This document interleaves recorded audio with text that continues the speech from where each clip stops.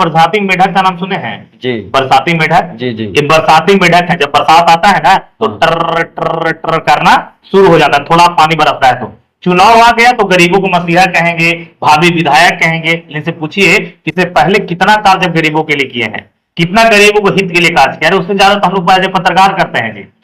गरीबों के लिए खड़ा हो तो चाहे थाना में हो, चाहे ब्लॉक में हो, चाहे कोर्ट में हो, चाहे कचहरी में हो, हम लोग ऐसे पत्रकार हो जो कोई वजूद नहीं हमारा है। इस तौर पर अच्छा सवाल आपने किया। इस दौर में गरीबों का मसीहा कोई नहीं है। सुन लीजिए, गरीब के लिए लोग कार्य करता है कि कौन माइका लाल है जो कह सके कि हम गरीबों का मसीहा है? और आप जो कहते हैं खुद को भावी विधायक हैं, हम गरीबों का मसीहा हैं, हम सरघाटी के विधायक हैं, हम गुरुआ के भावी विधायक हैं। ये भावी विधायक कभी कोई गरीबों को चप्पल भी नहीं दिया होगा, है ना। कंबल भी जो अपने नेताजी बांट रहे हैं ना, भावी विधायक कहने वाले, वो कंबल भैंसिया उड़ रही है क्षेत्र में, गायों को उड़ाया जा रहा है, बकरियों को उड़ाया जा रहा है, आदमी कमल उड़े वाला। लेकिन लोग बड़े तादाद में साड़ियां वितरण हो रही है आजकल सरघाटी विधानसभा। आज हमारे साथ बैठे हैं डिजिटल मीडिया के बड़े पत्रकार गौतम सिंह राजपूत, जिन्हें लोग मगहिया जवान के नाम से भी जानते हैं। स्वागत है सर आपका। आपको बहुत बहुत धन्यवाद अपने इस पॉडकास्ट में हमें मौका देने के लिए। आज हम तमाम मुद्दों पर बात करेंगे, उससे पहले आगामी चुनाव है और चुनाव पर विशेष करके चर्चा करेंगे। सर, हम दोनों एक ही मंडल से, आप गुरुआ से और मैं सरघाटी से।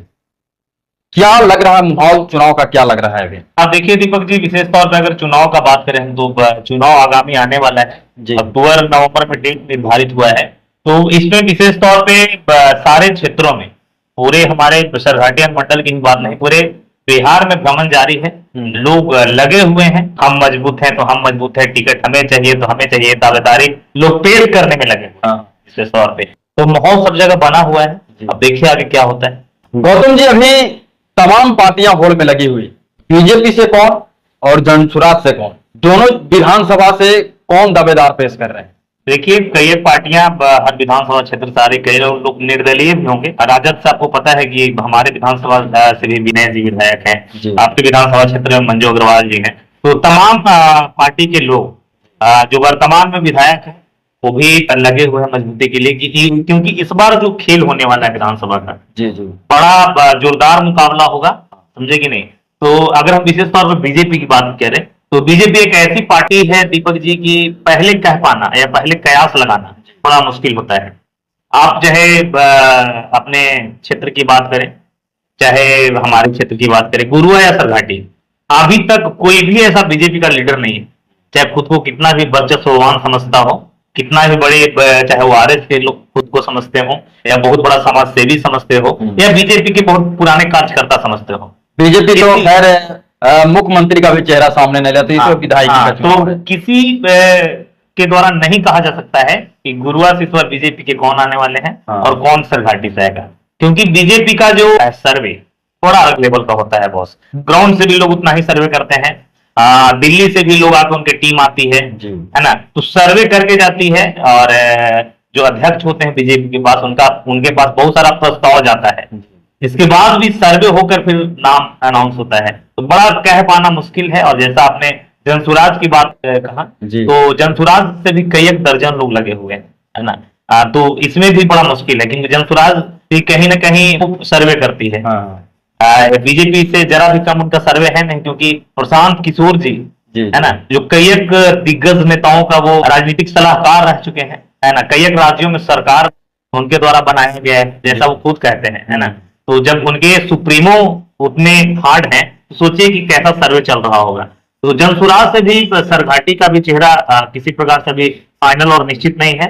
और गुरुआ की भी बात करें तो बड़ा मुश्किल है बता पाना, कह पाना कि कौन होगा। अभी प्रशांत किशोर जी गुरुआ में गए थे और वहां पर आपका एक सोशल मीडिया पर बड़ा तेजी से खबर वायरल हो रहा था, उसको लेकर क्या कहिएगा? वो चर्चा कर रहे थे आखिर गौतम सिंह ऐसा क्यों कर रहे हैं? देखिए, उस खबर को लगभग 27-28 लाख लोगों ने देखा है। और देखिए, लोग किसी भी खबर को यूं ही नहीं देख लेते, कुछ उनको खबरों में यूनिक लगा। जैसे क्या है कि वहां पे कई एक अबोध महिलाएं, है ना, जो कम पढ़ी लिखी होती है, वैसी महिलाओं से वहां पे 10-10 रुपए लिया जा रहा था। तो मैंने वहां पे बात किया, हम लोग एक पत्रकार हैं और चीजों को, यूनिक चीजों को देखते रहते हैं, किस भीड़ में क्या हो रहा है। तो शायद किसी ने इसको कवरेज नहीं किया, तो मुझे लगा कि लोगों को बताना चाहिए, लोगों से पूछना चाहिए कि भाई ये 10 रुपए काहे ला देखा, ये 10 रुपया केकरा ला देखा है, ये 10 रुपया का हो। तो किसी महिलाओं ने जवाब नहीं दिया। दूसरी बात की आधार कार्ड, दीपक जी आपको पता है कि इस अभी डिजिटली युग में इंटरनेशनल लेवल का गजब का फ्रॉड हो रहा है जी, fraud है ना। हो रहा है। आए दिन हर दिन फ्रॉड होता है और फ्रॉड का पैसा 5% भी रिकवरी नहीं होता है। मैं आपको बता दूं, अगर किसी के साथ फ्रॉड हो गया हो तो कोई भी नहीं कह सकता है कि आपका पैसा रिकवर हो जाएगा, वो डूब जाता है पैसा। जी। तो भाई जिनको ज्ञान है, विज्ञान है, जिनको जानकारी नहीं है, उनसे आधार डिटेल आपको लेने की आवश्यकता है। फिर कुछ लोगों ने कहा कि वो सदस्यता के लिए ले रहे हैं। प्रशांत किशोर जी अरबों रुपए खर्चा करेंगे चुनाव में, तो 10 रुपए की आवश्यकता का पड़ गया कोई था, आवश्यकता ऐसे ही ले लेते हैं, ऐसे ही नाम दे देते हैं, हाँ। नाम लिख लेते, पता लिख लेते हैं। ये आधार डिटेल लेना, फोटो खींचना, 10-10 रुपया लेना, ये चीज कहीं ना कहीं हमको भाया नहीं। बाकी वैसा नहीं था कुछ, हम निगेटिव। फिर भी प्रशांत किशोर जी, ऐसा हमें तो नहीं लगता कि प्रशांत किशोर जी कहे हो कि 10-10 रुपया लोगों से लीजिए। देखिए उसका डिटेल भी प्रशांत किशोर के पास नहीं जाने वाला है दीपक जी। क्या है कि जो लड़का बैठ के वहां ले रहा था, तो क्या गारंटी कि सारा नाम मेंशन करे, कुछ पैसा पैकेट में हजारों लोगों ने दिया होगा, तो 10 से 1,000 इंटू 10 कीजिए, 10,000 12,000 रुपया। हाँ हाँ, है ना। अभी साहब को उनकी टीम है, विशेष टिप्पणियां नहीं कर सकते, लेकिन हमने कवर किया था उस चीज को, जी जी। जिसे लोगों ने सराहा।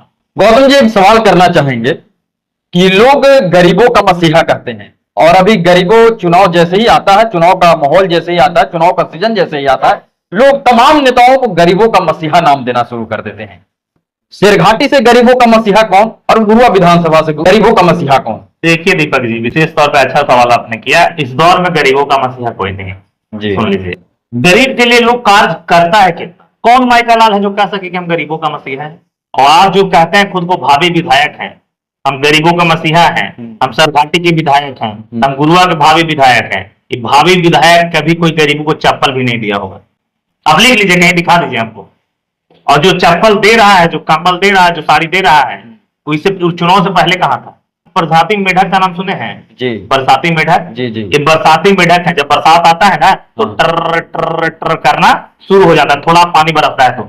चुनाव आ गया तो गरीबों को मसीहा कहेंगे, भावी विधायक कहेंगे। इनसे पूछिए कि इससे पहले कितना कार्य गरीबों के लिए किए हैं, कितना गरीबों को हित के लिए कार्य किया है। उससे ज्यादा तो हम लोग आज पत्रकार करते हैं जी। गरीबों के लिए खड़ा हो तो चाहे थाना में हो, चाहे ब्लॉक में हो, चाहे कोर्ट में हो, चाहे कचहरी में हो, हम लोग एज ए पत्रकार हो जो कोई वजूद नहीं हमारा है, हम लोग सड़क छापते हैं। सड़कों पे चलते हैं तो सड़क छापेंगे, है ना। तो सड़कों पे चलने वाले लोग इतना अगर मदद करते हैं तो हमको लगता है नेता से ज्यादा नहीं कम आज के दौर में डिजिटल पत्रकार करता होगा।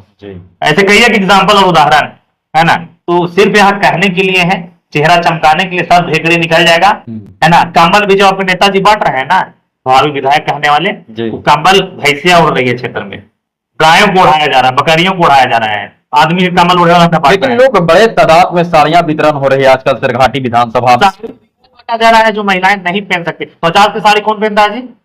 100 रुपए की साड़ी कौन पहनता है? कौन इतना गरीब आज के जमाना में नहीं पहन सकता? दौर रहा क्या? गरीब है कोई है तो कहिए कि कोई गरीब है। गरीब रहता था आपके घर के बच्चा, आपकी बहन, आपका भाई, आपका पापा, आप मम्मी पापा सब 20,000 का फोन एंड्रॉइड रखते क्या? तो गरीबी तो है ही नहीं, समझे। और 150 वाला साड़ी जो नेताजी भक्त रहे ना, तो चुनाव के समय समझ में आ जाएगा। गौतम जी, क्या लगता है आपको, गुरुआ से और सरघाटी से दोनों जगहों पर, दोनों विधानसभा में आरजेडी के दावेदार हैं, वर्तमान में अभी नेता हैं, क्या लगता है आपको कि आरजेडी फिर से दोबारा इन लोगों को मौका देगी? देखिए विशेष तौर पे जैसा आपने कहा, देखिए मौका देगी या ना देगी वो तो आरजेडी सुप्रीमो जाने, है ना, श्री लालू प्रसाद जी, तेजस्वी जी। लेकिन इनके क्षेत्र में दोनों जो वर्तमान में विधायक है ना, जनता भी जान रही होगी कि कितना काम किए हैं। धरातल स्तर से आप, हमने कई एक जगह जाकर कवरेज किया मंजू अग्रवाल के लिए, है ना। लोग गालियां दे रहे हैं, जूता का माला पहनाने के लिए कह रहे हैं, ऐसा वीडियो में कहे, हम लोग ग्राउंड रिपोर्टिंग करते हैं। आप भी जिस क्षेत्र से हैं, आपके क्षेत्र में कितना सड़क खाली, आपके गाँव का भी सड़क ऐसे ही है ना, कहाँ सांसद रहते हैं विधायक?